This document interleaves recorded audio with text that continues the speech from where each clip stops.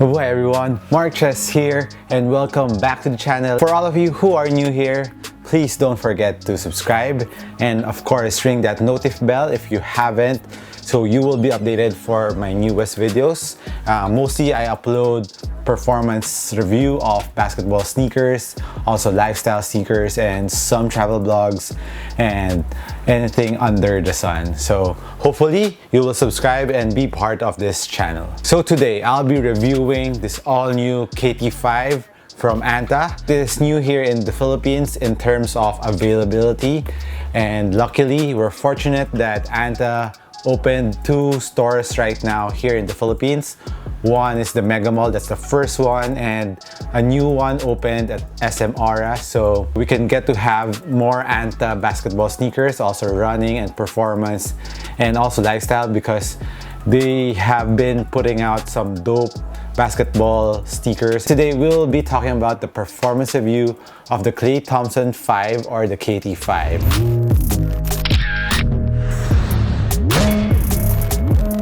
This is the KT5 in the Claytism colorway. The colorway is more on black with hints of purple, silver, and blue, some steel blue, and even some royal blue all throughout the sneaker and the sole. Actually, when you look at it, it looks red, but it's more reddish purple, if that's a color. So at the heel, it's blue, and that's the Claytism colorway. And right now, I saw a post by Anta that another 2 colorways came out.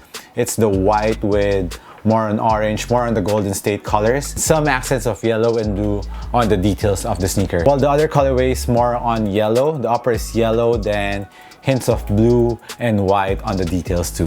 So do check them out. If you are more into basketball, I think the SM Aura branch is more leaned towards basketball aficionados. So if you want more gears for basketball, better check Anta SM Aura. So let's get back to the sneaker. For the upper of the KT5, this features like a textile mesh upper, and right off the box it feels really soft. I didn't need any breaking time with the upper. As for the stretch and support of the upper, it doesn't stretch that much. It is a very supportive upper because it also has an underlining fabric below this textile mesh, and the textile mesh goes from the forefoot up to the heel part of the sneaker. Another part of this KT5 design is this shroud, which I think is just for aesthetics. And inside the shroud is Klay Thompson's logo, or the Claytism logo. Pretty dope, it's pretty cute. And that's the logo for Claytism. We can do away with the shroud because it's just for aesthetic purposes and it adds weight to the sneaker. Although if you're more into that design, the shroud, so the laces won't be seen, to have a more cleaner look to the sneaker, then you will love the KT5 compared to the KT4s, which doesn't have any shroud. I think one of the models of the KT line who had the shroud, I think, is the KT2. So correct me if I'm wrong. Let me know in the comments down below. But as for the KT5, this is just for aesthetics, for a cleaner look of the sneaker. And as for the lacing system, it is made out of a very traditional thong and lacing system. And the thong is kind of attached to the upper material, so it won't be moving too much, which is nice, and pretty easy to put your foot in.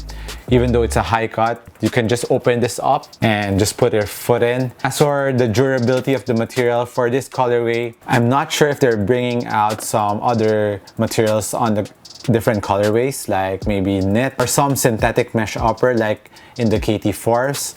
So I still don't know the other colorways that are coming out with what materials they'll be using there, but for this Claytism and the other 2 colorways, they are using this textile mesh and it's quite supportive. No worries there. And another thing that adds to the support, of course, is the traction goes up. The rubber outsole goes up here, cups your foot around the forefoot area for lateral movement and for lateral durability when you're stopping laterally or doing side steps. And you're also very well protected around the middle part, around the toe area, because it also goes up here for more durability around the toe area of the KT5s. Moving back to the support on the heel and ankle. This is a high cut sneaker, and when I lace it in, my ankle feels very protected, and this very soft rubber also acts up as heel containment and also for aesthetic purposes. But mainly the one that gives you heel support and heel containment is the internal heel TPU plate. So you can hear that there. It's an internal heel TPU plate that will give you lockdown, containment, and support. So there's two heel counters for the KT5, an external and an internal one. So you're very well protected there. And as for the lateral support around the midfoot area, the KT5 got you covered because the cushion also goes up on the lateral part, and also on the middle part, it also goes up a bit, but on the lateral part is where you see the exaggeration of the cushion going up there to give you more lateral support and for lateral containment too. Like what I've said in my other videos, that's a good step of all brands that they're taking. They are putting up the cushion or the outsole up a bit to let your foot be cradled by the cushion or the outsole to give you more lateral support and containment of the shoe.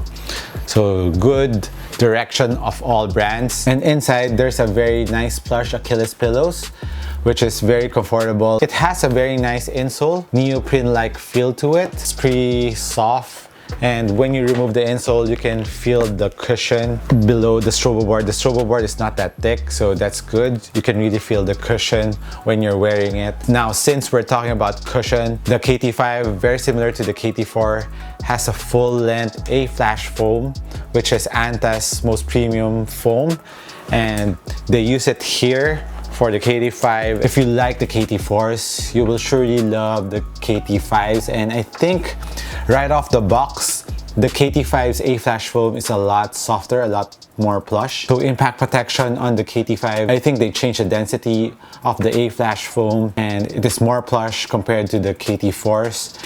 And impact protection, of course, in the heel is very nice on the KT5s, and on the forefoot you will feel a little bit bounce there. And as for responsiveness, not too close to the ground, but it is very responsive, and court feel is okay. It is not closest to the floor in terms of cushion setup. It is very responsive, and I like the little bounce of the A-flash foam in the forefoot area with impact protection, of course.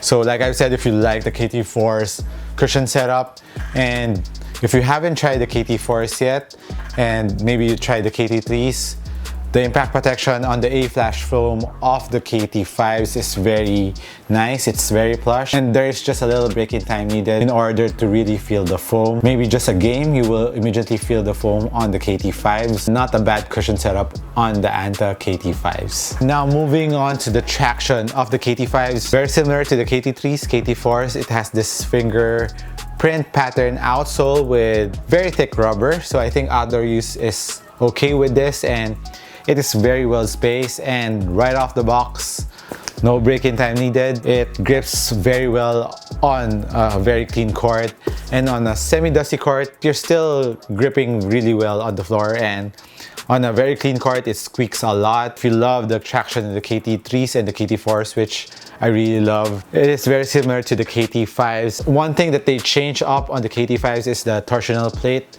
around the midfoot part of the sneaker. Instead of exposing it in the center of the outsole, they moved the accent a bit around the arch of your foot a bit more. So for those who have arch problems, you will love the KT5s. So as for heel-to-toe transition of the KT5s, it's pretty smooth. It curves a bit around the forefoot area. You use that when you're running, and it's a little bit rounded around the heel, so for a more fluid strike when you're running. For the sizing of the KT5s, it is the same with the KT4s. If you have same size, get the same size.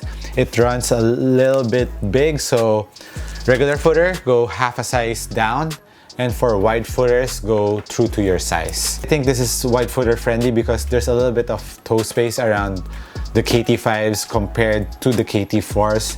That's what I've noticed. So for wide footers, I think you'll be okay with the KT5s. As for the pricing of the KT5s, this is priced at 6,200 pesos here in the Philippines, so not that bad for a signature line with a very nice cushion setup. Upper looks very premium. I hope that Anta will bring the KT5 without the shroud version. I saw some players in the NBA using that, like Mooney from Golden State.